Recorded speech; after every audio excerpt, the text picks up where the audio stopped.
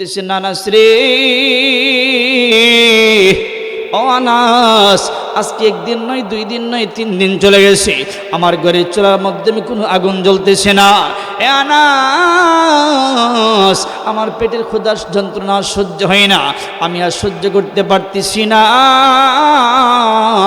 এ আনাস, এই ঠান্ডা পাথরগুলো যদি আমার পেটের মধ্যে বাঁধে, হয়তো আমার পেটের মধ্যে একটু ঠান্ডা লাগবে, একটু ঠান্ডা অনুভব হবে। আমার কাছে হইতে পারে এই পাথর বাঁধার কারণে, ঠান্ডা লাগার কারণে ক্ষুধার যন্ত্রণাটা আমার কাছে একটু হালকা হবে, এই জন্য আমি পাথরগুলো আমার পেটের মধ্যে বাঁধতেছি।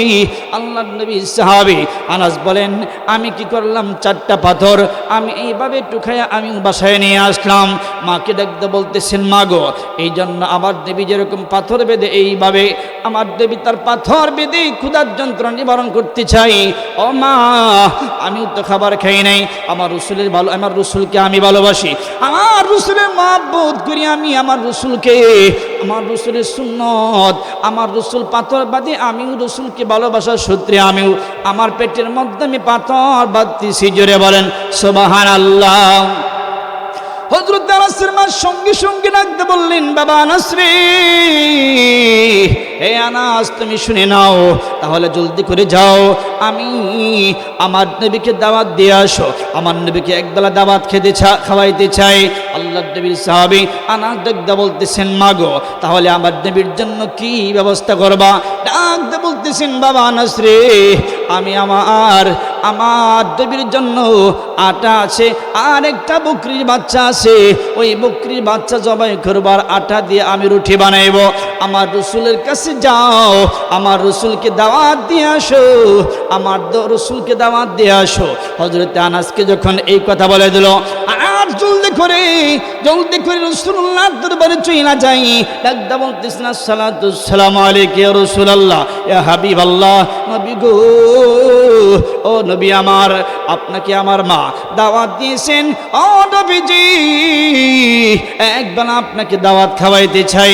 আল্লাহর নবী ডাকদা বলতেছেন, ও আনাস, ঠিক আছে, দাওয়াত তোমার গ্রহণ করলাম, কিন্তু শর্ত হলো আমি এখন যাব না, যাব রাত্রিবেলা, রাতের বেলা আকাশের মধ্যে যখন পূর্ণিমার চাঁদ উঠবে, ওই চাঁদ ওঠার পরে আমি তোমার বাসায় যাব। জোরে বলেন সুবহানাল্লাহ। একবার সুবহানাল্লাহ বলার বদলতে আল্লাহ তাআলা জান্নাতের মধ্যে একটা বৃক্ষ রোপণ করেন, যেই বৃক্ষের মধ্যে যদি একটা আরবের তেজস্বী ঘোড়া যোদ্ধা, যেই সমস্ত ঘোড়া দিয়ে যুদ্ধ করতেন, ওই সমস্ত একটা নৌজওয়ান যুবক যদি ওই ঘোড়াকে দৌড়ায়, ওই ঘোড়া যদি ছেড়ে দেওয়া হয় আর দৌড়াইতে থাকে, ওই বাগানের এক মাথা থেকে অপর মাথা পর্যন্ত 500 বছর পর্যন্ত দৌড়াবে, তারপরেও শেষ করতে পারবে না। জোরে বলেন সুবহানাল্লাহ। তাহলে এখানে এসে আমরা লাভবান হয়েছি নাকি লস হয়েছে? বলেন, লাভবান হয়ে গেলাম। সম্মানিত উপস্থিতি, আমি সকলকে দৃষ্টি আকর্ষণ করে বলছি, যারা বাহিরে আছেন কোনো কথা বলবেন না, ইনশাল্লাহ যারা পারেন কিছু সময়ের জন্য এসে বসে যান। এই আশা এবং বসা হতে পারে আল্লাহ তাআলা আপনারা আমার নাজাতের কারণ বানায় দিবেন। চিল্লায়া বলেন ঠিক কিনা? সম্মানিত উপস্থিতি, আপনাদের সামনে যে আয়াতে কারিমা পাঠ করেছি, আল্লাহ রাব্বুল আলামিন বলেন, ও কাদা রাব্বুকা আল্লা তা'বুদু, আল্লাহ বলেন, হে আমার বান্দারা, তোমরা আমি রবের গোলামি করবা।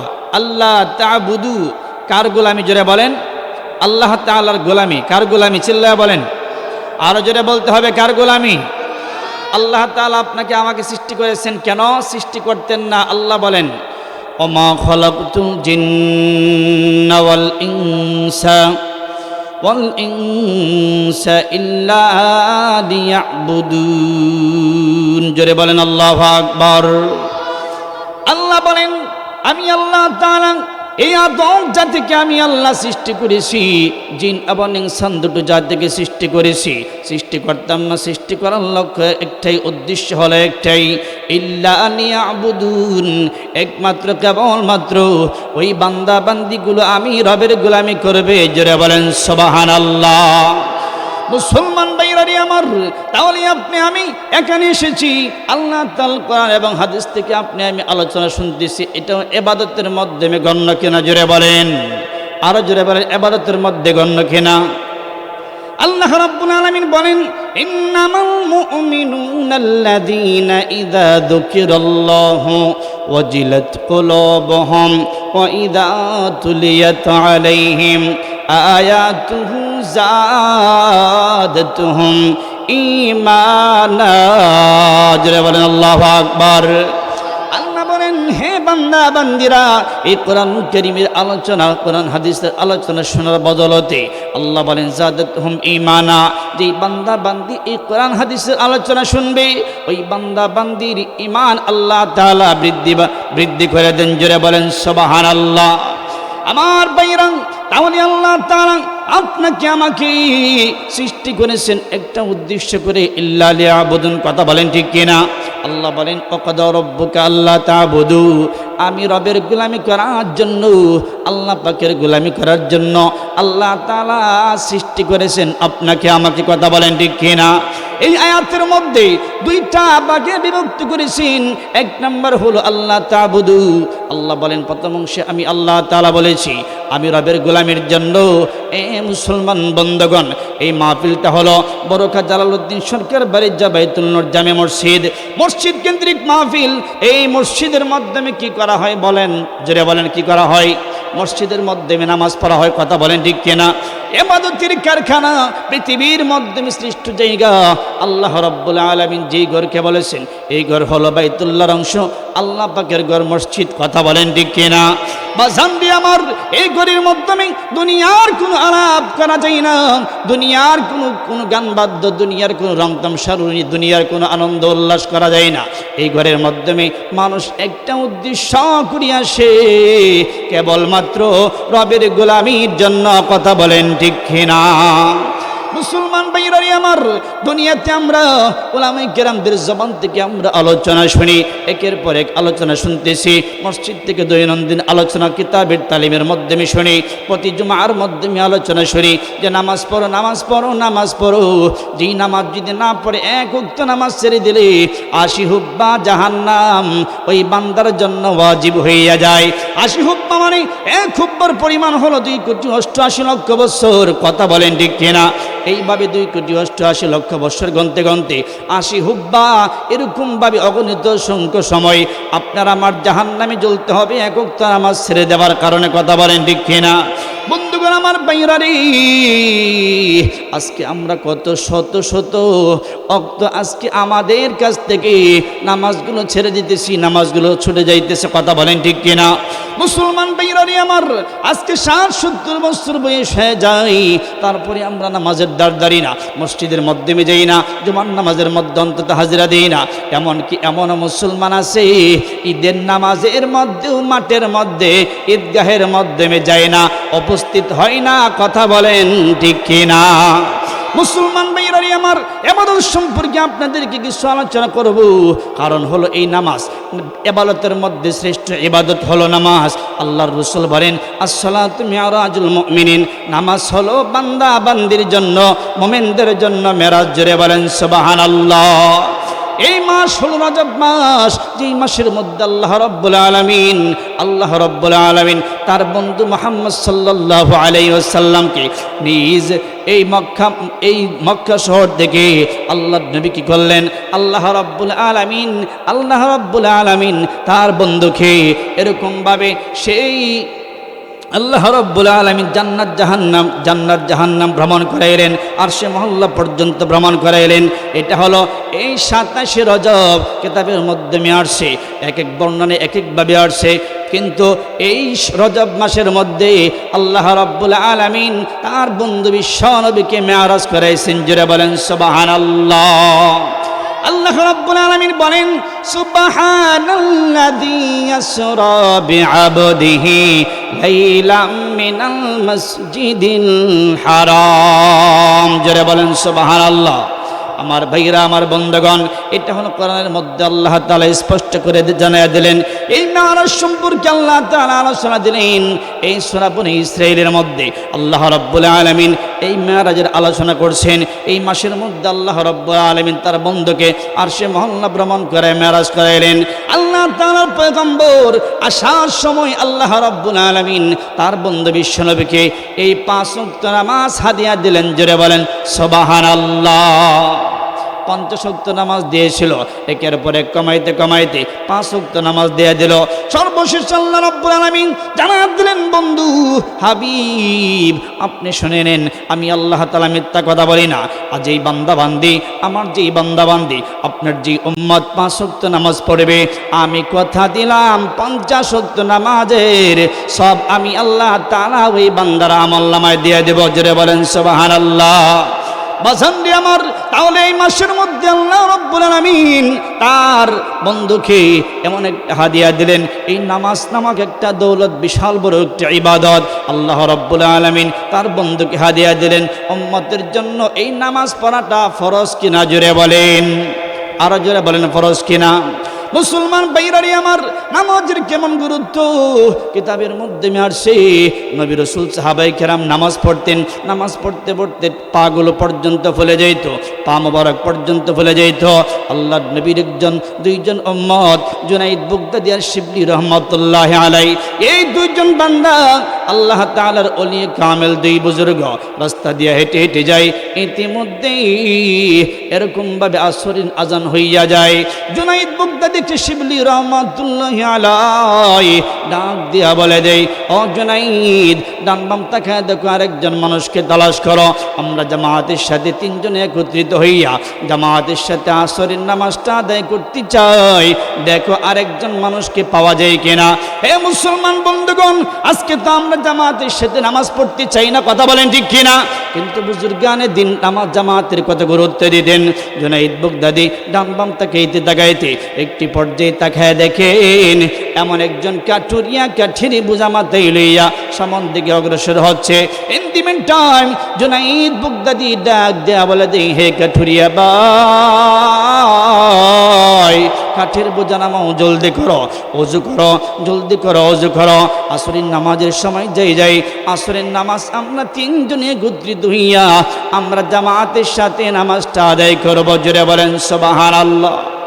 কাঠুরিয়া এই কথা শোনার সঙ্গে সঙ্গে সুবহানাল্লাহর একটা আওয়াজ দিলেন। সুবহানাল্লাহ বললেন কাঠুরিয়া, আর ডাক দিয়া বলতেছেন, জুনাইদ,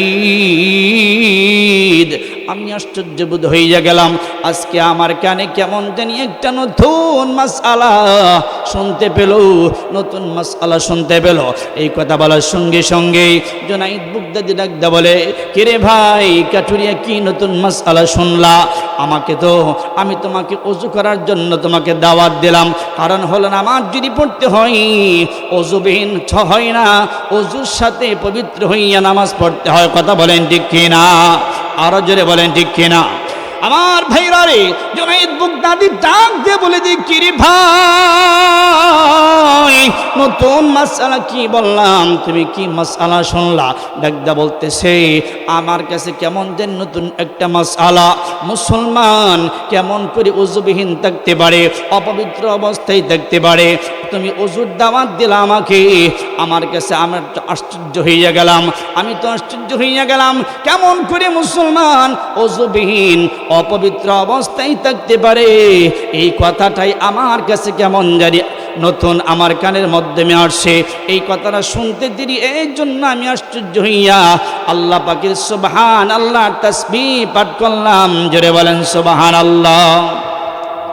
আমার ভাইরা রে, শিবলি রহমাতুল্লাহ আলাইহি আর বুঝতে বাকি নাই, কারণ হলো ওলিয়ে কামেল ছিল, ওলিকে কথা বলেন ঠিক কিনা? এক বুজুর্গ আরেক বুজুর্গকে চিনে। আল্লাহর বান্দা শিবলি রহমাতুল্লাহ আলাইহি ডাক দিয়া বলতেছেন, হে জুনাইদ, ও জুনাইদ তুমি শুনে নাও, আজকে কিন্তু আসরের নামাজের ইমামতি তুমিও দাঁড়াইবা না, আমিও দাঁড়াইব না। জুনাইদ ডাক দিয়া বলে, কে দাঁড়াবে তাহলে? ডাক দিয়া বলতেছেন, এই যে কাঠুরিয়া ভাই ইমামের মাসাল্লাই দাঁড়াবে, আমরা 2 জন মুক্তাদি হইয়া নামাজ আদায় করব। এ বন্ধু কি বুঝাইতে চাই, একটু গভীর মনোযোগ দেন। আল্লাহর বান্দা কাঠুরিয়া কাঠুরিয়া হওয়া সত্ত্বেও নামাজের কি হালত, নামাজের কি অবস্থা। আল্লাহর বান্দাকে ডাকদা বলতেছেন, হে কাঠুরিয়া ভাই, তুমি নামাজের মাধ্যমে দাঁড়াও, তোমার পিছে আমরা দাঁড়াইয়া নামাজ আদায় করব। আমরা মুক্তাদি, তুমি ইমামের মাসাল্লায় দাঁড়াবি।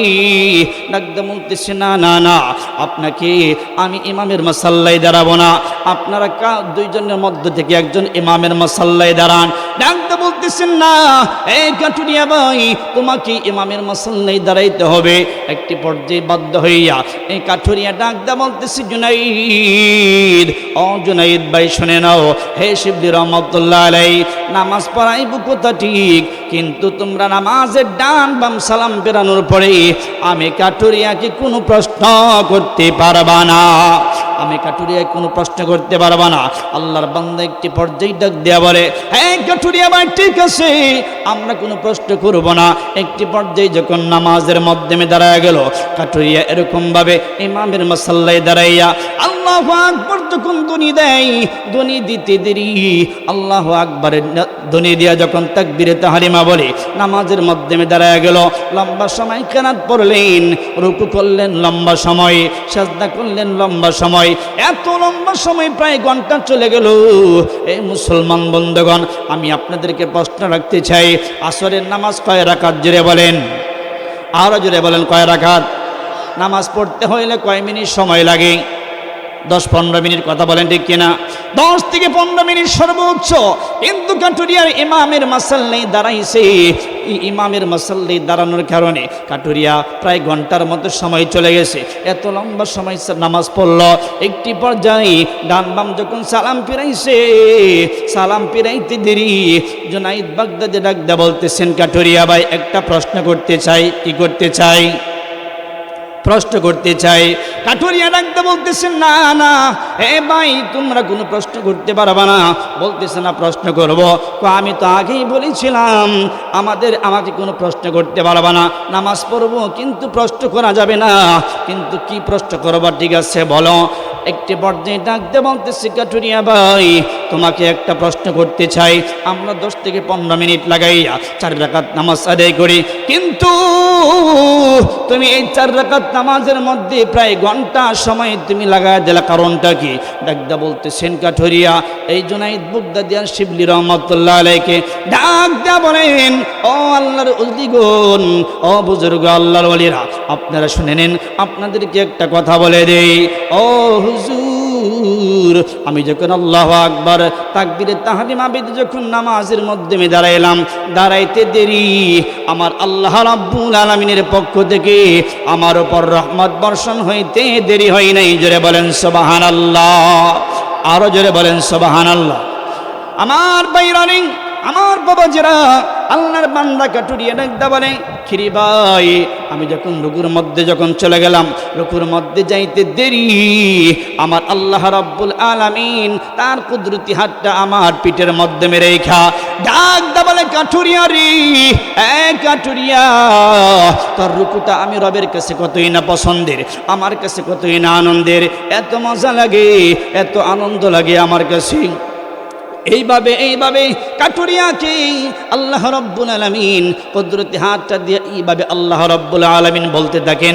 কাঠুরিয়া বলে, আমি এই কথাগুলো এইভাবে আল্লাহ রাব্বুল আলামিনের কথাগুলো আমি কাঠুরিয়া নিজ কানে শুনতে পাই। জোরে বলেন সুবহানাল্লাহ, আরো জোরে বলেন সুবহানাল্লাহ।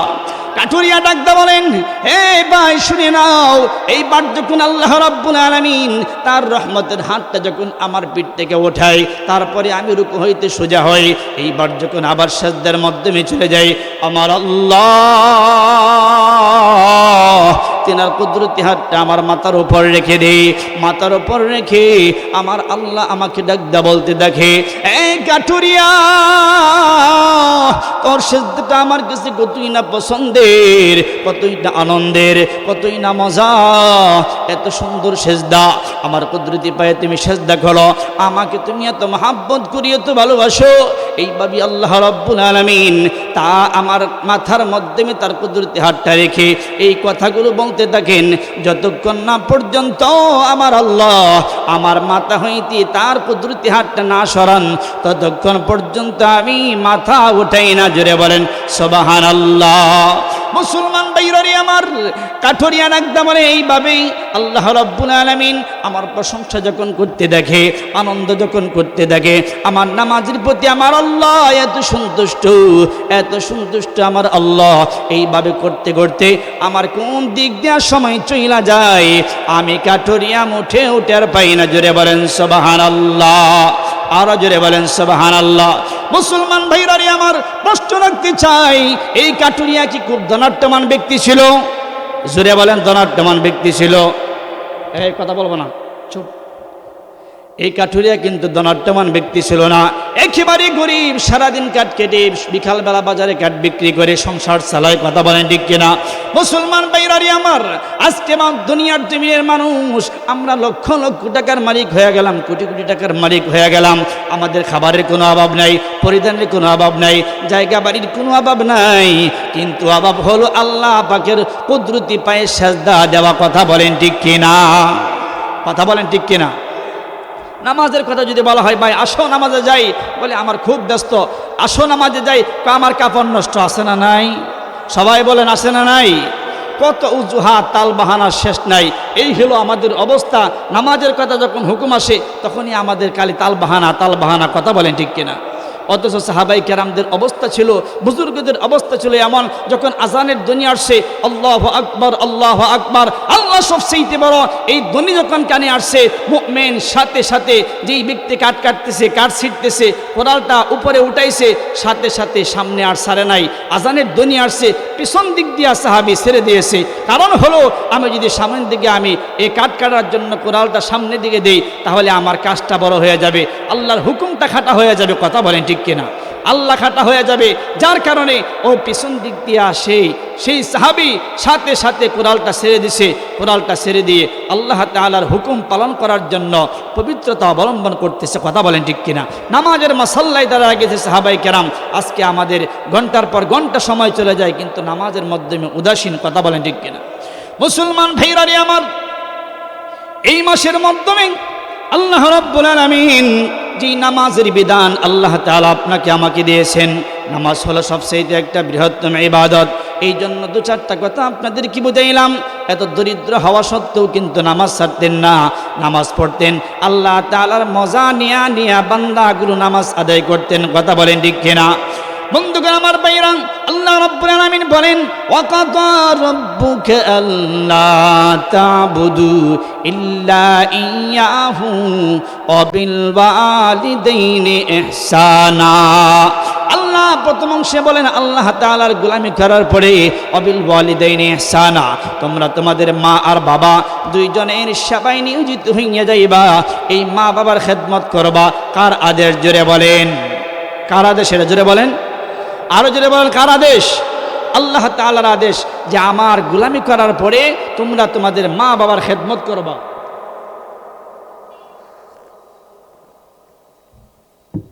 সম্মানিত উপস্থিতি, আমরা ইবাদত করলাম আল্লাহ তাআলার, কিন্তু ওয়াবিল ওয়ালিদাইনি ইহসানা, রবের গোলামি করলাম না, এই মা বাবার খেদমত করলাম না। বলেন তো আল্লাহ তাআলার পূর্ণাঙ্গ বিধান পালন করতে পারলাম না। ইবাদত করলেন ওয়াবিল ওয়ালিদাইনি ইহসানা, মা বাবার সাথে খারাপ আচরণ করলেন। বলেন তো এই ইবাদত আল্লাহ পাকের কাছ পর্যন্ত পৌঁছবে? রাসূল বলেন, ক্বালা রাসূলুল্লাহি সাল্লাল্লাহু আলাইহি ওয়াসাল্লাম, রিদার রাব্বি ফি রিদাল ওয়ালিদাইন। আল্লাহর নবী বলেন, যে উম্মত, যেই বান্দার প্রতি আল্লাহ তাআলা, যেই বান্দার প্রতি, যেই সন্তানের প্রতি মা বাবা সন্তুষ্ট, ওই সন্তানের প্রতি আল্লাহ রাব্বুল আলামিন সন্তুষ্ট। জোরে বলেন সুবহানাল্লাহ। যেই সন্তানের প্রতি মা বাবাও সন্তুষ্ট, আল্লাহ রাব্বুল আলামিনের পয়গম্বর বলেন ওই বান্দার প্রতি আল্লাহ তাআলাও অসন্তুষ্ট হয়ে যান। কথা বলেন ঠিক কিনা? এই জন্য যদি আপনার আমার প্রত্যেকটা আমল আল্লাহ তাআলার কাছ পর্যন্ত যদি পৌঁছাইতে চাই, আল্লাহ পাকের রাজামন্দিরে যদি সন্তুষ্ট অর্জন করতে চাই, তাহলে এক নাম্বার আপনার আমার সর্বপ্রথম মা বাবার সাথে সুসম্পর্ক রাখতে হবে। কথা বলেন ঠিক কিনা? বলেন তো এই সমাজের মাধ্যমে মা বাবার সাথে অসৎ আচরণ করেন, মা বাবাকে এমন সন্তান আছে যেই মা বাবাকে গাঁট ধরে বাসা থেকে বের করে দেয়, আছে না নাই? জোরে বলেন। ফেসবুক ইন্টারনেটে তাকাইলে দেখা যায় অভাব নাই মা বাবার সাথে অসৎ আচরণ, খারাপ আচরণ। এই কুলাঙ্গের সন্তান এমন, ফেসবুকের মধ্যে কয়েকদিন আগে দেখলাম, এমন তার স্ত্রী এবং সন্তান সহ এরকমভাবে মারতে মারতে জমিনের মাধ্যমে মাকে শোয়া ফেলছে। এরকম আছে না নাই জোরে বলেন?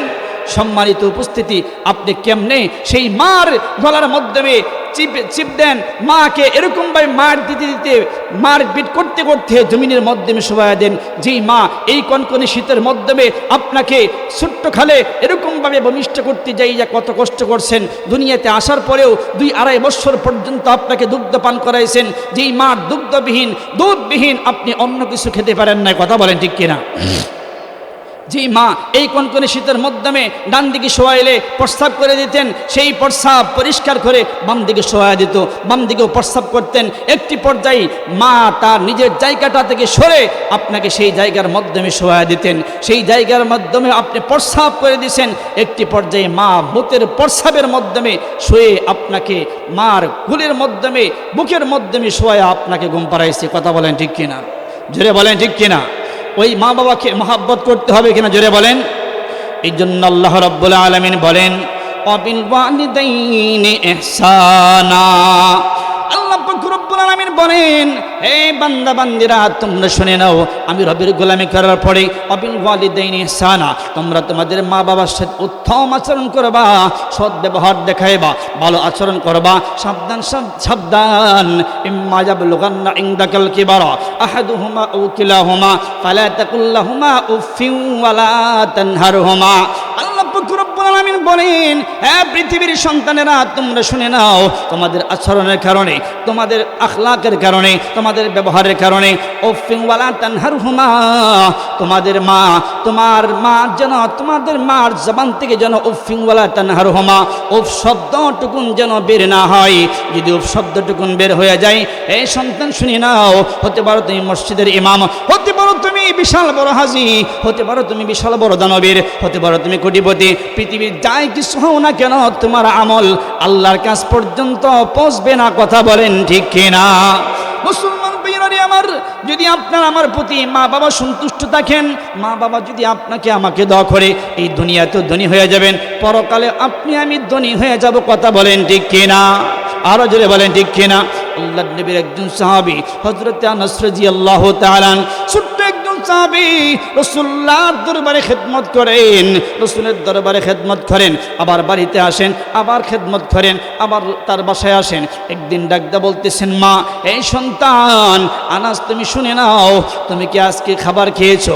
আনাস বলতেছেন, মা গো, আমার নবী যদি খাবার খায় আমি আনাসও খাবার খাই, আমার নবী যদি খাবার না খাই আমি আনাসও খাবার খাই না।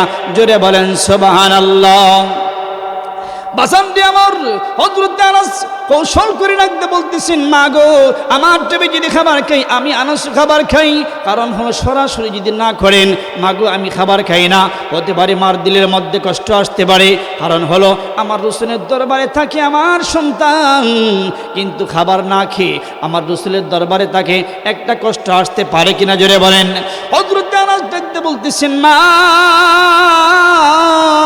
আমার নবী যদি খাবার খাই আমি আনাসও খাবার খাই। আল্লাহর নবীর সাহাবী আনাস যখন এই কথা বলল, মা সঙ্গে সঙ্গে বুঝতে পারলো। আনাসকে ডাকতে বলতেছেন, বাবা আনাস রে, তাহলে তোমার পেটের মাধ্যমে এই পাথরগুলো বাঁধো, তার কারণটা কি? আনাস ডাকতে বলতেছেন, মা, এই যে রাসূলুল্লাহর দরবার থেকে যখন আমি আসতেছি, রাস্তার মাধ্যমে আমি দেখতে পেলাম আমার একটি পর্যায়ে আমার নবীকে আমি ডাকতে বলতেছি, ইয়া রাসূলুল্লাহ, ইয়া হাবিবাল্লাহ, নবী গো, আপনি কিসের জন্য পেটের মধ্যে পাথর বাঁধেন? আল্লাহর নবী ডাকতে বলতেছেন, আনাস রে, ও আনাস, আজকে একদিন নয়, 2 দিন নয়, 3 দিন চলে গেছে, আমার ঘরের চুলার মাধ্যমে কোনো আগুন জ্বলতেছে না। এ আনাস, আমার পেটের ক্ষুধার যন্ত্রণা সহ্য হয় না, আমি আর সহ্য করতে পারতেছি না। এ আনাস, এই ঠান্ডা পাথরগুলো যদি আমার পেটের মধ্যে বাঁধে, হয়তো আমার পেটের মাধ্যমে একটু ঠান্ডা লাগবে, একটু ঠান্ডা অনুভব হবে। আমার কাছে হইতে পারে এই পাথর বাঁধার কারণে, ঠান্ডা লাগার কারণে ক্ষুধার যন্ত্রণাটা আমার কাছে একটু হালকা হবে, এই জন্য আমি পাথরগুলো আমার পেটের মধ্যে বাঁধতেছি। আল্লাহর নবী সাহাবী আনাস বলেন, আমি কি করলাম, 4টা পাথর আমি এইভাবে টুকাইয়া আমি বাসায় নিয়ে আসলাম।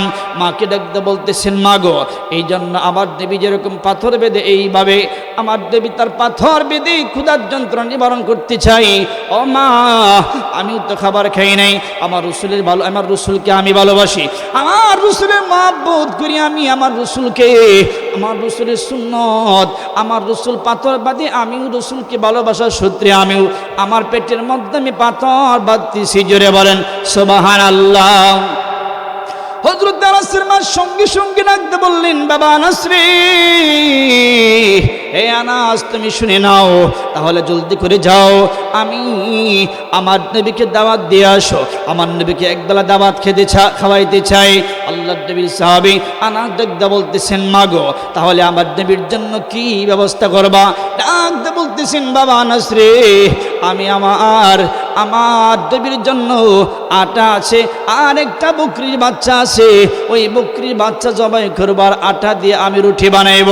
আমার রসুলের কাছে যাও, আমার রসুলকে দাওয়াত দিয়ে আসো, আমার রসুলকে দাওয়াত দিয়ে আসো। হযরত আনাসকে যখন এই কথা বলে দিল, আর জলদি করে রাসূলুল্লাহর দরবারে চলে যাই। ডাকদা বলতেছেন, আসসালাতু আসসালামু আলাইকা ইয়া রাসূলুল্লাহ, ইয়া হাবিবাল্লাহ, নবী গো, ও নবী আমার, আপনাকে আমার মা দাওয়াত দিয়েছেন, ও নবীজি, একবার আপনাকে দাওয়াত খাওয়াইতে চাই। আল্লাহর নবী ডাকদা বলতেছেন, ও আনাস, ঠিক আছে, দাওয়াত তোমার গ্রহণ করলাম, কিন্তু শর্ত হলো আমি এখন যাব না, যাব রাত্রিবেলা, রাতের বেলা আকাশের মধ্যে যখন পূর্ণিমার চাঁদ উঠবে, ওই চাঁদ ওঠার পরে আমি তোমার বাসায় যাব। জোরে বলেন সুবহানাল্লাহ। একটু জিকির করেন, লা ইলাহা,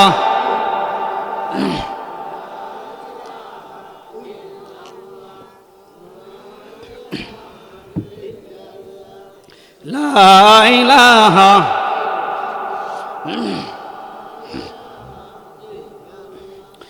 লা ইলাহা ইল্লাল্লাহ, লা ইলাহা,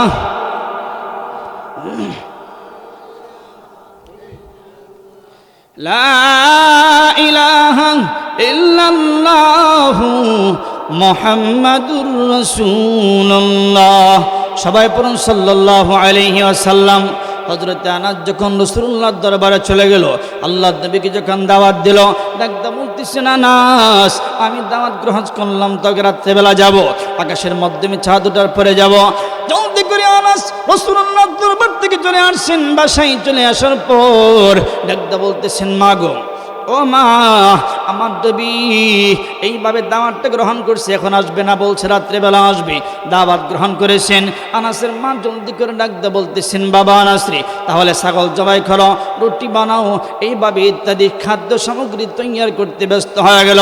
হযরত আনাস একটি পর্যায়ে যখন সন্ধ্যা হয়ে গেল, মাগরিবের পরে যখন আকাশের মধ্যে এইভাবে যখন পূর্ণিমার চাঁদ উঠে যায়, একটি পর্যায়ে হযরত আনাসের মা ডাকতে বলতেছেন, বাবা আনাস রে, আমার নবী যখন আসতে শুরু করবে, আমার নবী যখন আমার বাড়ির দিকে আসবে, আনাস রে, আমাকে তুমি বলবা, আমাকে ডাক দিবা, আমি দেখব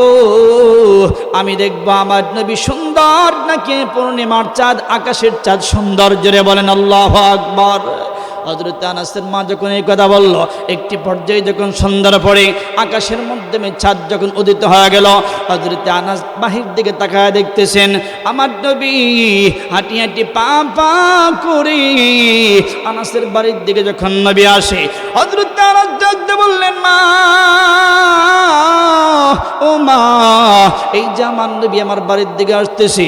আনাসের মা পিছন দিকে তাকাইয়া পিছন দিকে এসে আনাসের কাদের মধ্যে এরকম ভাবে থুতুনিটা লাগাইয়া এইভাবে যখন রাসূলুল্লাহর চেহারার দিকে তাকায়, আবার আসমানের দিকে তাকায়, পূর্ণিমার চাঁদের দিকে তাকায়, একটি পর্যায়ে ডাক দিয়ে বলি, আনাস রে, আমি আল্লাহর কসম দিয়ে বললাম, আকাশের চাঁদের মাধ্যমে দাগ আছে, কিন্তু আমার রাসূলের চেহারার মধ্যে কোনো দাগ নাই। জোরে বলেন সুবহানাল্লাহ। বন্ধুগণ আমার, আমার ভাইরা, হযরত আনাস একটি পর্যায়ে আনাসের মা যখন এই কথা বলে দেয়, আল্লাহর নবী যখন আনাসের বাড়িতে চলে আসে, খাবার দাবারের ব্যবস্থা হয়ে গেল, রাসূলুল্লাহর দরবারে খাবার পেশ করলেন। খাবার যখন খাওয়া দাওয়া সম্পন্ন হয়ে যায়, একটি পর্যায়ে আনাসের মা ডাক দিয়ে বললেন, নবী গো, আপনাকে আমি দুইটা উদ্দেশ্য করে দাওয়াত দিলাম। ইয়া রাসূলুল্লাহ, হাবিবাল্লাহ, আপনাকে দাওয়াত দিয়েছি নবী গো, আমার সন্তান গরিব, আপনি রাসূলুল্লাহ গরিব। ও নবী গো, আপনাকে দিয়ে আমি দোয়া করাবো। আপনি যে দোয়া করবেন আমার সন্তানের জন্য, আপনি দোয়া করতে দেরি, আমার সন্তানের জন্য কবুল হইতে দেরি হবে না। জোরে বলেন সুবহানাল্লাহ। বাজান দিয়ে আমার এই কথা বলতে দেরি, আনাসের মা একটা কথা বলতেছি, বা হুজুর আরেকটা উদ্দেশ্য করে আপনাকে দাওয়াত দিলাম। আমি শুনেছি পূর্ণিমার চাঁদের চাইতে আপনার চেহারা বেশি সুন্দর। আমি দেখেছি পূর্ণিমার চাঁদের মাধ্যমে দাগ আছে, আকাশের চাঁদের মাধ্যমে দাগ আছে, কিন্তু আপনার চেহারার মধ্যে কোনো দাগ নাই। এত সুন্দর চেহারাওয়ালা মানুষ। আল্লাহর নবী বিশ্বনবী ডাকদা বলতেছেন, ও আনাসের মা, তুমি প্রথম নাম্বার যে উদ্দেশ্য করে দোয়া চেয়েছো, আমি দোয়া করব না। কারণ হলো তুমি এখনো মা, তুমি এখনো পর্যন্ত বেঁচে আছো। ও আনাসের মা, তোমার সন্তানের জন্য সবচেয়ে বেশি প্রযোজ্য, তোমার দোয়া আল্লাহ তাআলার কাছে কবুল হয়ে যাবে। জোরে বলেন সুবহানাল্লাহ। বলেন তো, মা যদি সন্তানের জন্য দোয়া করেন, ওই দোয়া কবুল হয় কিনা? জোরে বলেন, আরো জোরে বলেন, কবুল হয় কিনা? মুসলমান ভাইরাই আমার, ডাইরেক্ট কবুল হয়ে যায়। যে সন্তানের জন্য যদি নেক দোয়া করে আল্লাহ কবুল করেন, বদ দোয়াটাও যদি করেন সাথে সাথে আল্লাহ কবুল করেন। কথা বলেন ঠিক কিনা? মুসলমান ভাইরাই আমার, আল্লাহর নবী ডাকতে বলতেছেন, মা, ও মা আনাসের মা, তাহলে তুমি দোয়া করো। আমি রাসূলুল্লাহ কথা দিলাম, তোমার দোয়ার সাথে সাথে আমি রাসূল আমিন বলবো। জোরে বলেন সুবহানাল্লাহ। আনাসের মা ডাকতে বলতেছেন, নবী গো, আপনি মাদের প্রতি এত দুর্বল কেন? মা জাতির প্রতি আপনি এত দুর্বল কেন? আল্লাহর নবীকে এই কথা বলতে দেরি, আল্লাহর নবী বিশ্বনবী চোখের পানিগুলো ছাড়তে দেরি হয় নাই। আমার নবী যে চোখের পানিগুলো ছেড়ে দেই, আর ডাকতে বলেন, আনাসের মা, ও আনাসের মা, আমি কেন আমার মাদের প্রতি দুর্বল হব না? মা জাতির প্রতি কেন দুর্বল হব না? আমার বাবা, আমি দুনিয়াতে আসার পূর্বেই বাবা দুনিয়া ছেড়ে অন্ধকার কবরে চলে গেছেন। আমি দুনিয়াতে আসার পরে মার তত্ত্বাবধানে আমি লালিত পালিত হচ্ছি। 6-7 বছর 8 বছর 7-8 বছর বয়স যখন হয়ে যায়, এমন একটা অবস্থায় আমি একটা দিন আমার মাঠের মধ্যে আমার বন্ধুদের সাথে আমি মাঠের মধ্যে গিয়েছিলাম। আমি তাকায় দেখি আমার ওই বন্ধুদের সাথে, বন্ধুরা যখন খেলাধুলা করে, বিকালবেলা তাদের বাবাগুলো এসে তাদেরকে গালের মধ্যে, মুখের মধ্যে, কপালের মধ্যে চুমু দিয়ে দিয়ে দিয়ে এরকম ভাবে ওই সন্তানদেরকে, আমার বন্ধুদেরকে বাড়িতে বিকালবেলা নিয়ে যায়। একটি পর্যায়ে একটি দিন আমি এমন আমার দিলের মধ্যে আমি আমার বাবার কথা স্মরণ হইয়া যাই। আমি দাও দাও করে কান্না করে চোখের পানিগুলো ছেড়ে দেই। আমি একদিন কান্না করতে করতে পাহাড়ের চূড়ার মধ্যে উঠিয়া এইভাবে কান্না করতেছি, বাবা কোথায়, বাবা কোথায়? আজকে যদি আমার বাবা থাকতো, আমার বাবাও তো আমাকে গালের মুখের মধ্যে চুমো দিয়ে, কপালের মধ্যে চুমো দিয়ে আমাকে বাড়িতে নিয়ে যাইতো। কথা বলেন ঠিক কিনা? আল্লাহর নবী বলেন, আনাসের মা শুনে নাও, আনাসের মা তুমি শুনে নাও। আমি এমন ভাবে যখন কান্না করতে শুরু করে দিই, আল্লাহর নবী বলেন, ও আনাসের মা তুমি শুনে নাও। একটি পর্যায়ে আবু জাহেল শুনতে পেল আমি কান্না করতেছি। আবু জাহেল ডাকদা বলে আমার মাকে, ও আমেনা, জলদি করে যাও, আমার ভাতিজা মুহাম্মদ ওই যে পাহাড়ের চূড়ার মধ্যে উঠিয়া বাবা বাবা বলে কান্না করে, আমার ভাতিজা কান্না করতেছে, যাও জলদি করে নিয়ে আসো। দূর দিয়া চলে গেল মা আমেনা হযরতে মুহাম্মদ সাল্লাল্লাহু আলাইহি ওয়াসাল্লামকে গালের মাধ্যমে চুমু দেয়, কপালের মাধ্যমে চুমু দেয়, আর ডাক দেয়া বলে, হে বাবা, এ মুহাম্মদ, তোর বাবা তো দুনিয়া ছেড়ে অন্ধকার কবরে চলে গেছে, আয় আয় বাসায় যাই, তোকে আগামীকালকে আমি তোর বাবার কবরের মাধ্যমে নিয়ে যাব, কবরে নিয়ে ওই রোজার সামনে নিয়ে যাব, কবরের পাশে নিয়ে যাব। আল্লাহর নবীর মা হযরতে আমেনা যখন এইভাবে সান্ত্বনা দিয়া দাদা আব্দুল মুত্তালিবের কাছে যখন নিয়ে যায়, আব্দুল মুত্তালিবকে ডাক দিয়ে বলতেছেন, আল্লাহর নবীর কলিজার টুকরা আল্লাহর নবীর মা আমেনা ডাক দিয়ে বলতেছেন, শ্বশুর বাবা, আপনার নাতি মুহাম্মদ এইভাবে কান্না করি আপনার সন্তানের জন্য, বাবা বাবা বাবা বলে কান্না করে আপনার সন্তানের কবরটা দেখতে চাই, কবরটা জিয়ারত করতে চাই। আব্দুল মুত্তালিব ডাক দেয়া বলে দিই, হে মা আমেনা, ও বৌমা, ঠিক আছে, তুমি আমার নাতিকে লইয়া ওই আমার সন্তান আব্দুল্লাহর কবরটা জিয়ারত করাইতে যাও। তবে সত্য হলো উম্মে আইমানকে সঙ্গী বানাইয়া তুমি নিয়ে যাইবা। একটি পর্যায়ে যখন উম্মে আইমানকে সঙ্গী বানাইয়া হযরত মুহাম্মদ সাল্লাল্লাহু আলাইহি সাল্লামকে যখন নিয়ে গেল বাবার কবরের পাশে নিয়ে যাবে, যাইতে যাইতে যাইতে যাইতে একটি পর্যায়ে আল্লাহর নবী ডাক দিয়ে বললেন, মা গো, ও মা, আমার বাবার কবরটা কোথায়? আমেনা ডাক দিয়ে বলে, এই যে তোর বাবার কবরটা দেখা যাইতেছে। আল্লাহর নবী এই কথা শোনার সঙ্গে সঙ্গে একটা দৌড় দিয়া ওই কবরের পাশে চলে গেল। দৌড় দিয়ে কবরের পাশে যাইয়া আল্লাহর নবী কবরটাকে জড়ায়া ধরলো, দুইটা হাত দিয়ে কবরটাকে জড়ায়া ধরে আর ডাকদা বলে, বাবা, ও বাবা গো, একটিবারের জন্য খবর থেকে ওঠো, একটিবারের জন্য আমি মুহাম্মদকে বাবা বইলা ডাক দাও। সন্তান বলি, ডাক দাও, আমাকে একটু আদর করো, আমাকে একটু চুমো দাও, আমাকে একটু ভালোবাসো, তোমার মায়া মমতা স্নেহ নিতে চাই, একটু সময় আমাকে আদর করো। এইভাবে যখন কান্না করে চতুর্পাশ বেষ্টন করে দিল মানুষগুলো, অন্য অন্য মানুষগুলো এরকম ভাবে জোরে শুরু হইয়া ডাক দিয়ে জিজ্ঞেস করতে শুরু করে দেয়, কিরে, তোমার বাসা কোথায়, তোমার পরিচয় কি? ডাক দিয়ে বলে, আমি হলাম, আমার বাসা হচ্ছে মক্কা, আমি হলাম মুহাম্মদ আব্দুল্লাহর সন্তান, এটাই হলো আমার বাবার কবর। জোরে বলেন সুবহানাল্লাহ। একটি পর্যায়ে এই কবরের পাশে দিয়া একজন পণ্ডিত, একজন তাওরাতের পণ্ডিত এই কবরের পাশে দিয়া যাইতেছে। সকল মানুষগুলো যখন এইভাবে জুড়ে শুরু হইয়া দাঁড়াইয়া রয়েছে আর মুহাম্মদ শিশু বাচ্চা এইভাবে যখন চোখের পানিগুলো ছেড়ে দিয়ে কান্না করতেছে, আল্লাহর বান্দা এই তাওরাতের পণ্ডিত ডাকদা বলে, কে? হে শিশুর সন্তান, তোমার কি পরিচয়? ডাকদা বলে, আমার পরিচয় হলো মুহাম্মদ, আমার নাম হলো মুহাম্মদ, আমার বাড়ি হলো মক্কায়, আমার বাবার নাম হলো আব্দুল্লাহ। জোরে বলেন সুবহানাল্লাহ। সঙ্গে সঙ্গে ডাকদা বললেন, তুমি কার সাথে এসেছো? বলতেছি, আমার মা আমিনার সাথে এসেছি। তোমার মা কোথায়? এই যে দেখেন দাঁড়ায় রয়েছে। হযরতে আমিনার সামনে যাইয়া এই পাদ্রী ডাকদা বলতেছেন, হে মা আমেনা, তুমি শুনে নাও, জলদি করে তোমার সন্তান মুহাম্মদকে এখান থেকে নিয়ে যাও। যদি না যেয়ে নিয়ে যাও, আমার অনেক বন্ধু মহল আছে, আমার ধর্মের অনেক লোক আছে, ওরা যদি তোমার এই সন্তানকে দেখে তাহলে জানে মেরে ফেলবে, তোমার সন্তানকে এই দুনিয়া থেকে শেষ করে দেবে। আল্লাহর বান্দা যখন এই কথাগুলো বলে, হযরত মা আমেনা ডাকতে বলেন, হে পাদ্রী তাওরাতের পণ্ডিত, শুনে নাও, তুমি কি, তুমিও তো তাদের মধ্যে একজন, তাহলে তুমি কিসের জন্য এই বার্তাগুলো দিতেছো আমার সন্তানকে নিয়ে যাওয়ার জন্য?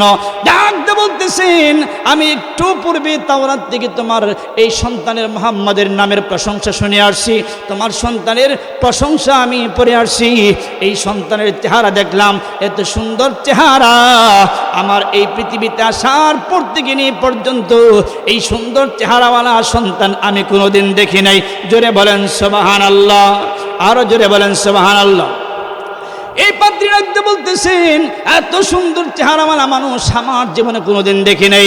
এই সুন্দর চেহারাওয়ালা মানুষের গায়ের মধ্যে কোন মানুষ কিঞ্চিত পরিমাণ আঘাত করবে, আমি একজন তাওরাতের পণ্ডিত আমি কোনোদিন সহ্য করতে পারবো না। জোরে বলেন আল্লাহু আকবার। মুসলমান ভাইরা, এই কথা যখন বললেন, একটি পর্যায়ে যখন মা আমেনার সঙ্গী হইয়া বাড়ির দিকে যখন ব্যাক করলেন, আল্লাহর নবী যখন চলে যাইতেছেন বাড়ির দিকে, আবুয়া নামক স্থানে আইসা মা আমেনার শরীরের মধ্যে এমন জ্বর চলে আসছে, তাপমাত্রা চলে আসছে। আল্লাহর নবী তাকায় দেখতেছেন মা শরীরের মধ্যে এমন তাপ, এরকম ভাবে জমিনের মধ্যে বসে পড়লো, চাদর মেরে এরকম ভাবে জমিনের মধ্যে বসে পড়েছে। একটি পর্যায়ে ডাকদা বলতেছেন, আমেনা, উম্মে আইমানকে ডাকদা বলে, হে উম্মে আইমান, সন্তান হয়তো আমি আর থাকবো না। এরে উম্মে আইমান, আমার এই শিশু সন্তান এতিম সন্তান মুহাম্মদকে তুমি উম্মে আইমানের হাতে উঠায়া দিলাম। আমার এই সন্তানকে তুমি দেখে শুনে লালন পালন করবা। জোরে বলেন সুবহানাল্লাহ। বাজানটি আমার, এইভাবে যখন আল্লাহর বান্দি বিশ্ব নবীর কলেজা আল্লাহর নবীর হযরত মা হযরত আমেনা এইভাবে কি করলেন, দুনিয়া থেকে বিদায় হয়ে গেল। আল্লাহর নবী বিশ্ব নবী ডাকদা বলতেছেন, আনাসের মা, এইভাবে আমার মা এইভাবে এই কঠিন পরিস্থিতিতে আমার মার ভালোবাসা তেমন আমি পাই নাই। 7 বছর 8 বছর বয়সে আমি মুহাম্মদ এতিম হইয়া গেলাম। জোরে বলেন সুবহানাল্লাহ। আমার বাইরে আল্লাহর নবী কথাগুলো বলতেছেন হযরতে আনাসের মাকে। এই কথা যখন সুন্দর করে বোঝাইতেছেন, এই জন্য আমি মাদের প্রতি, আমার মার প্রতি আমি এত দুর্বল, মার ভালোবাসাও তেমন পাই নাই। আল্লাহর নবী বিশ্ব নবী এই কথাগুলো বলতেছেন আর ডাকতে বলতেছেন, আনাসের মা তুমি এবার দোয়া করো, আমি মুহাম্মদ তোমার সাথে সাথে আমিন পড়ব। জোরে বলেন সুবহানাল্লাহ। আনাসের মা দোয়া করেন, আল্লাহর নবী আমিন বলেন, আমিন বলেন। বলেন তো ওই দোয়া কি আল্লাহর কাছে কবুল হয়েছে কিনা? জোরে বলেন, সবাই বলেন হয়েছে কিনা? আনাসের মা দোয়া করেন, আল্লাহ আমার সন্তানকে ধনী বানায়া দাও। কিতাবের মাধ্যমে আসছে আনাসের মা দোয়া করেন, আল্লাহর নবী কি করলেন? আমিন আমিন পড়লেন। আনাসের মা ডাকতে বলেন, এইভাবে যখন দোয়া করলেন, প্রত্যেকটা দোয়ার সাথে সাথেই আল্লাহর নবী আমিন আমিন পড়লেন। জুড়ে বলেন সুবহানাল্লাহ। সম্মানিত উপস্থিতি, আনাসের মা এমন দোয়া করলেন, আল্লাহর নবী সাথে সাথে আমিন বললেন। আল্লাহ রাসূল সাল্লাল্লাহু আলাইহি ওয়াসাল্লাম আমিন বলার বদলতে এমন একটা অবস্থা হয়ে যায়, আল্লাহর নবী কিতাবের মাধ্যমে আসছে আনাসের মা বলে, আমার সন্তানের জন্য যখন দোয়া করলাম, আমার নবী যখন আমিন পড়লেন, এই আমিন বলার বদলতে আল্লাহ রাব্বুল আলামিন কি করলেন? আমার সন্তানের সম্পদ এত বাড়াইয়া দিছে। এই আরবের মাধ্যমে যেই খেজুরের বাগান আছে, সমস্ত খেজুর বাগানের মাধ্যমে বছরে একবার খেজুর ধরে, আর আমার আনাসের বাগানের মধ্যে বছরে 2 বার খেজুর ধরে। জোরে বলেন সুবহানাল্লাহ। আরো জোরে বলেন সুবহানাল্লাহ। বলেন তো ওই মার, ওই বাবার, ওই মার দোয়া সন্তানের প্রয়োজন কিনা? জোরে বলেন, সবাই বলেন প্রয়োজন কিনা? কিতাবের মাধ্যমে আসছে খেদমতে মা দরফে দরকুন এখতিয়ার, খেদমতে মা দরফে দরকুন এখতিয়ার, তাকে বাসি দর্দ আলম বখতিয়ার। জোরে বলেন সুবহানাল্লাহ। হে সন্তান, তুমি যদি দুনিয়ার জগতে সম্পদ বাড়াইতে চাও, ধনাঢ্যবান হতে চাও, তাহলে তোমরা তোমাদের মা বাবার খেদমত করো। এই দুনিয়াতে আল্লাহ সম্পদশালী বানায় দিবে, পরকালে আল্লাহ তাআলা তোমাকে সম্পদশালী বানায় দিবে। জোরে বলেন সুবহানাল্লাহ।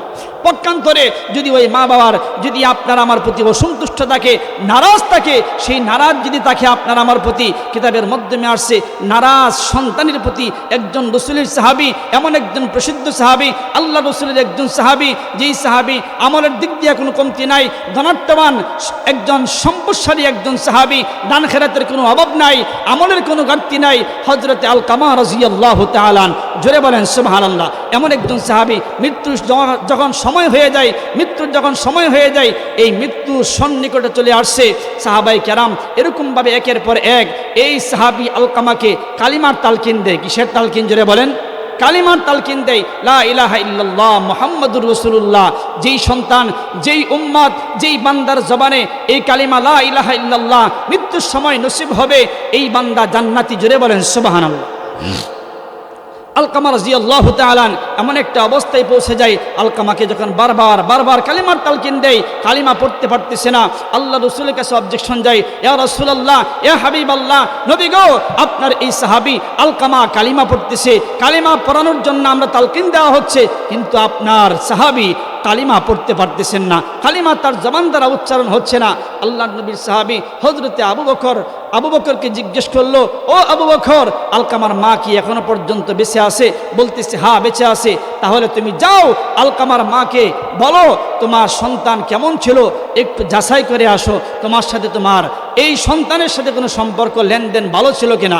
হযরতে আবু বকর চলে আসছে, আলকামার মাকে জিজ্ঞেস করলেন, ও আলকামার মা, তোমার সন্তানকে বারবার কালিমার তালকিন দেওয়া হচ্ছে কিন্তু কালিমা পড়তে পারতেছে না, কারণটা কি? তোমার সাথে সম্পর্ক ভালো ছিল কিনা?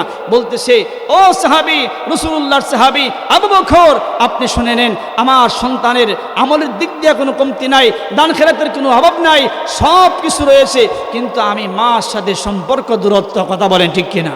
আলকামার মা বলতেছে, আমার সাথে সম্পর্ক দূরত্ব, ইয়া রাসূলুল্লাহ, ও রাসূলুল্লাহর সাহাবী হযরতে আবু বকর, আমার সাথে সম্পর্ক দূরত্ব, আমাকে আমার সন্তান কষ্ট দিয়েছে, যেই কষ্ট দেওয়ার কারণে হতে পারে তার জবানের মাধ্যমে এই জন্যই কালিমা তালকিন হচ্ছে না। কথা বলেন ঠিক কিনা? আবু বকর বলতেছে, ও মা, তাহলে আলকামাকে আপনি মাফ করে দেন, আলকামাকে আপনি মাফ করে দেন। বলতেছে আলকামার মা, না, আমার এই সন্তানকে আমি মাফ দিতে পারবো না, এই সন্তান আমাকে কষ্ট দিয়েছে, আমার সাথে সম্পর্ক দূরত্ব আমাকে যেই পরিমাণ কষ্ট দিয়েছে, এই কষ্ট আমি বলতে পারি না, আমি আমার সন্তানকে মাফ করতে পারবো না। আল্লাহর নবী সাহাবী হযরতে আবু বকর জলদি করে চলে গেলেন রাসূলুল্লাহর দরবারে। আল্লাহর নবীকে ডাক দিয়ে বলতেছেন, ইয়া রাসূলুল্লাহ, ইয়া হাবিবাল্লাহ, নবীকে আপনার সাহাবী আলকামার মা এরকমভাবে, আলকামার মাকে আমি জিজ্ঞেস করলাম, আলকামার মা আপনার এই সাহাবীকে মাফ করবে না, আপনার সাহাবীর সাথে সম্পর্ক দূরত্ব ছিল, আপনার সাহাবী আপনার এই আলকামার মাকে কষ্ট দিয়েছে, যে কষ্ট দেওয়ার কারণে আপনার সাহাবীকে আপনার এই আলকামার মা মাফ করতে পারবে না। এই কথা যখন বললেন, আল্লাহর নবী বিশ্বনবী ডাক দেয়া বলতেছেন, ও বেলাল, তুমি আবার যাও। বেলালকে পাঠাইলেন। বেলাল এসে ডাক দেয়া বলতেছেন, আলকামার মা আপনার সন্তানকে মাফ করে দিন। বলতেছে, না, আমার সন্তানকে মাফ করতে পারবো না, আমার সন্তান আমাকে কষ্ট দিয়েছে, যে কষ্ট বলার মতো না, আমি আমার সন্তানকে মাফ করতে পারবো না। আল্লাহর নবীর সাহাবীর সঙ্গে সঙ্গে হযরত বেলাল চলে গেল আলকামা আল্লাহর নবীর কাছে, ডাক দেয়া বলতেছেন, ইয়া রাসূলুল্লাহ, ইয়া হাবিবাল্লাহ, আপনার এই সাহাবীর মা এত কষ্ট পেয়েছে, আপনার সাহাবীকে মাফ করতে পারে না। আল্লাহর নবীর সঙ্গে সঙ্গে সাহাবায়ে কেরামদেরকে লইয়া আলকামার বাসায় চলে গেল, আর ডাক দেয়া বলতেছেন, ও আলকামার মা, আপনাকে আমি বলতে চাই, আপনার সন্তান আলকামাকে আপনি মাফ করে দিন। আল্লাহর নবীকে ডাক দেয়া বলতেছেন, ও নবী, আমার সন্তানকে আমি মাফ করতে পারবো না, আমার সন্তান আমাকে দুনিয়াতে কষ্ট দিয়েছে, এই কষ্ট দেওয়ার কারণে আজকে তার এই পরিস্থিতি। আল্লাহর নবীর সঙ্গে সঙ্গে ডাক দেয়া বলতেছেন, ও সাহাবায়ে কেরাম, তাহলে শুকনা লাকড়ি এরকম ভাবে জমা করো, একত্রিত করো, বিশাল আকারে একটা ভূখণ্ড তৈরি করো, এরকম ভাবে লাকড়িগুলো দিয়ে এরকম ভাবে স্তূপ বানাও, সাথে সাথে এখানে পেট্রোল কেরোসিন ঢেলে দাও, একটা আগুনের ভূখণ্ড তৈরি করো, যে আগুনের মাধ্যমে আমার সাহাবী আলকামাকে আমি জ্বালায়া দেব। আল্লাহর নবী যখন এই কথা বললেন, সাথে সাথেই লাকড়ি এনে এরকম ভাবে আগুনের ভূখণ্ড তৈরি করলেন, আগুন ধরাইয়া দিলেন। আলকামার মার চেহারার দিকে তাকাইলেন, সঙ্গে সঙ্গে তাকায় দেখতেছেন আলকামার মার চেহারা দিয়ে টপ টপ করে পানিগুলো ছেড়ে দিয়েছে। জুড়ে বলেন সুবহানাল্লাহ। পানিগুলো ছেড়ে দিয়েছে, আর সাথে সাথে ডাকতে বলতেছেন, ও নবী গো, নবী, আমার সন্তান যেই 10 মাস 10 দিন গর্ভে ধারণ করে আমার সন্তানকে ভূমিষ্ঠ করেছি, আমার এই সন্তানকে আমি এত কষ্ট করে দুনিয়াতে লালন পালন করছি, আমার সন্তানকে আমি মাফ করে দিলাম, এই সন্তানকে আগুনের মধ্যে পড়াইবেন, আমি মা সহ্য করতে পারবো না। জোরে বলেন সুবহানাল্লাহ। সঙ্গে সঙ্গে হযরত আলকামাকে কালিমার তালকিন দেওয়াইলেন, কালিমা তার জবান দ্বারা সাথে সাথে উচ্চারিত হয়ে গেল, লা ইলাহা ইল্লাল্লাহু মুহাম্মাদুর রাসূলুল্লাহ। সাহাবীর জবান দ্বারা এই কালিমা উচ্চারিত হয়ে গেল।